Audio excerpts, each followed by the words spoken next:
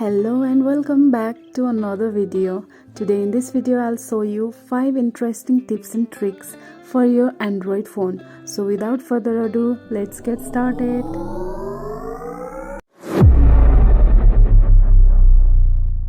Real-time translate.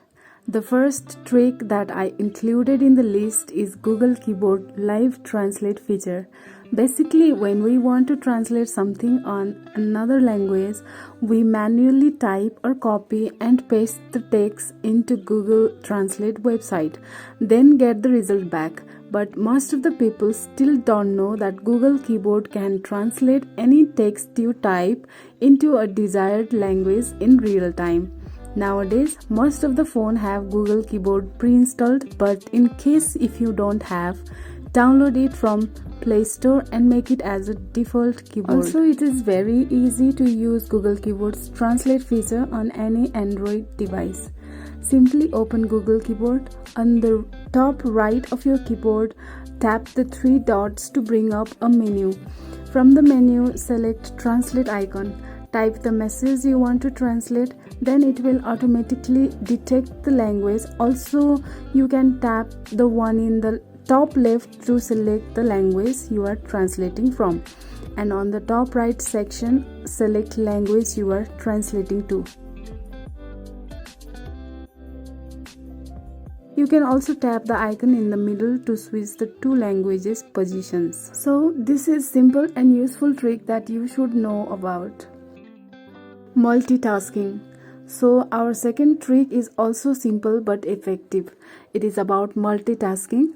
Normally, if we want to do multitask, either we go to recent apps section and then switch between different apps, or we use split screen feature. You can also switch between 2 apps just by double pressing recent apps button. Then you can use your previously running app. And if you are using full screen gestures, then you have to enable go back to previous app option on full screen display settings. Then you just need to swipe across the screen starting from the edge to go back to previous app. Nowadays, floating window feature has become popular, on which the floating screen will let you open multiple applications and work on them simultaneously, which is really useful feature, but unfortunately it's not available on every phone. Wi-Fi repeater net share. In this third method, I'm going to show you how you can use your Android phone as a Wi-Fi repeater. For those who are unaware, a Wi-Fi repeater is used to extend the coverage area of your Wi-Fi network. It works by receiving your existing Wi-Fi signal, then it will amplify those signals and then transmit the boosted signals.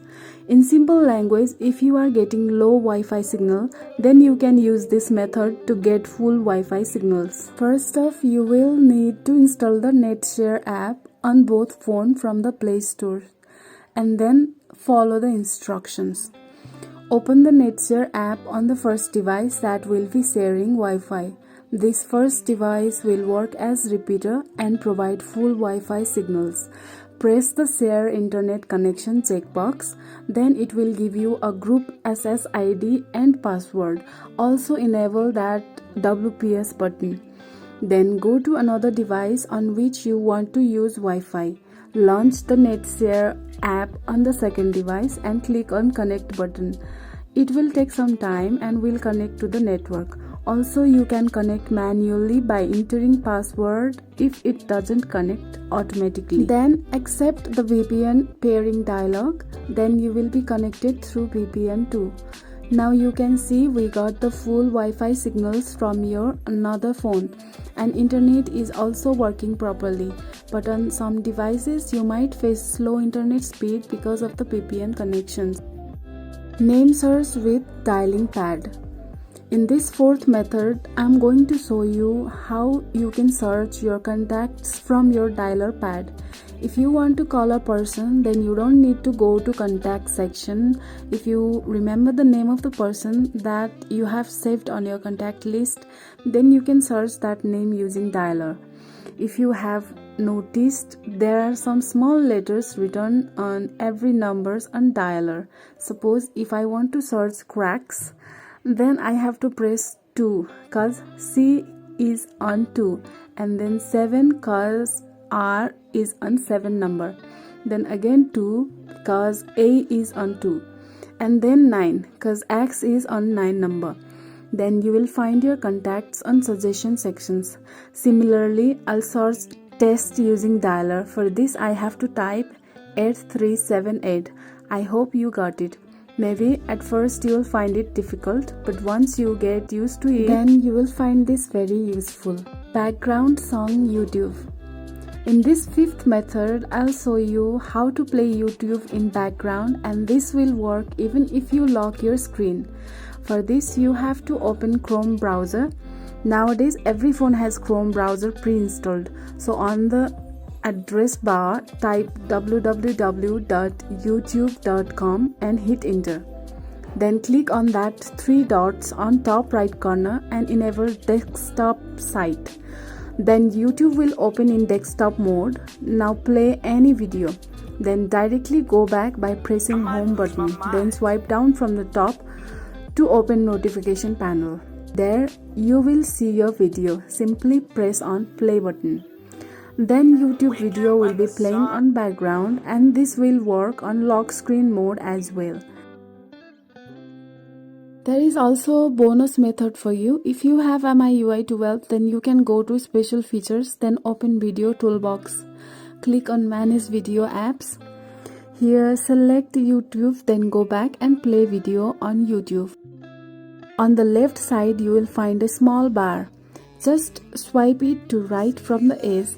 Then video toolbox will open. There you will find sound with screen off. Simply click on it, then your phone's screen will turn off and that video will play in background. So these are some simple useful tricks for Android phone. I hope you like this tips and tricks video. Tell me which method you like most. You can also give your advice and suggestions on comment. And if you like this video, hit the like button and share this video as well. Also, don't forget to subscribe Cracksuede YouTube channel. Thank you for watching this video till the end. I'll see you in my next video. Until then, goodbye. Take care.